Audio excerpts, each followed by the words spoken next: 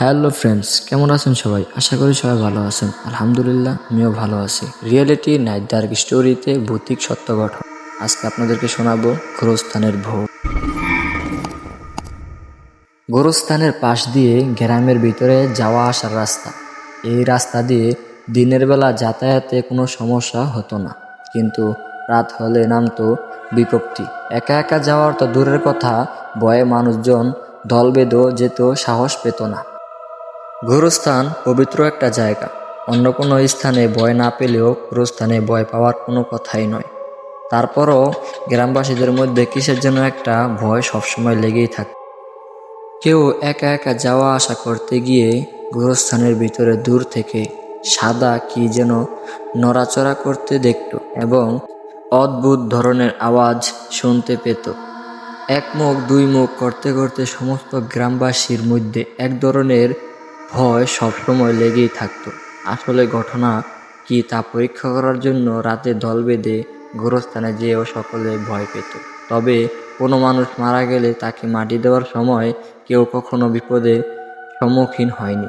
তাই গ্রামবাসীরা মানুষ মারা না গেলে কেউ সন্ধ্যার পরে এই গোরস্থানে তো দূরের কথা, গোরস্থানের পাশ দিয়েও হাঁটত না।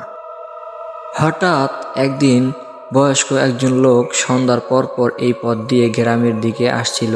লোকটি নিজের কাজে শহরে গিয়েছিল, কিন্তু শহর থেকে আসতে দেরি হওয়ার কারণে তার সন্ধ্যার পরে যাত্রা। সে তখন গোরস্থানের খুব কাছাকাছি পৌঁছালো। তখন ভয়ঙ্কর কিছু শব্দ সে শুনতে পায়। তার গা চমচম করতে লাগলো। তারপরও সে না দাঁড়িয়ে বুকে ফু দিয়ে গোরস্থানের দিকে এগুতে থাকলো। গোরস্থানের মাঝামাঝি যখন এসে পৌঁছালো লোকটি, তখন সে পাশের ঝোপের দিকে তাকিয়ে চুপ করে দাঁড়িয়ে রইল। ঠিক তখনই কি যেন তার সামনে দিয়ে সাদা কাফন পরে গড়িয়ে রাস্তার এপাশ থেকে ওপাশে চলে গেল।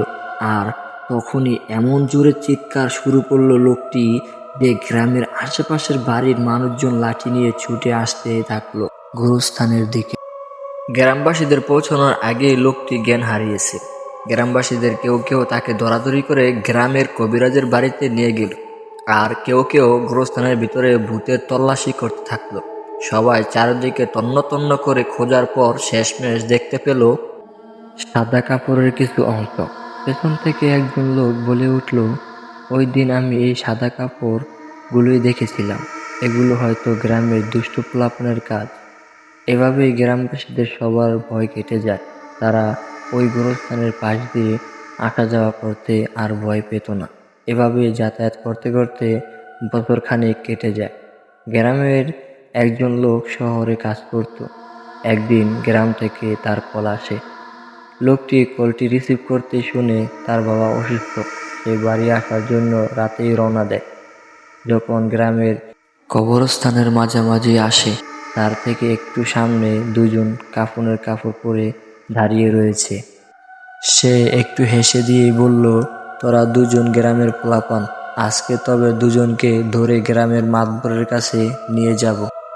এই কথা বলে যখন লোকটি তাদেরকে ধরতে যায়, তখন অদ্ভুত চেহারা ওই লোকটি দেখতে পায়।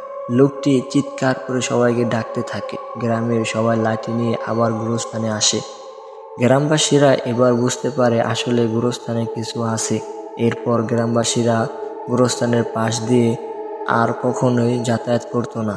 গ্রামের মাতবরকে নিয়ে অন্য আরেকটি রাস্তা বানিয়ে গ্রামবাসীরা যাতায়াত শুরু করে।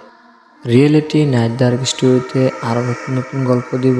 আজকের এই গল্পটি কেমন লাগলো অবশ্যই কমেন্ট বক্সে জানাবেন। আর হ্যাঁ, অবশ্যই আমার ইউটিউব চ্যানেলটি সাবস্ক্রাইব করে আমার সাথেই থাকুন আর গল্প শুনতে থাকুন।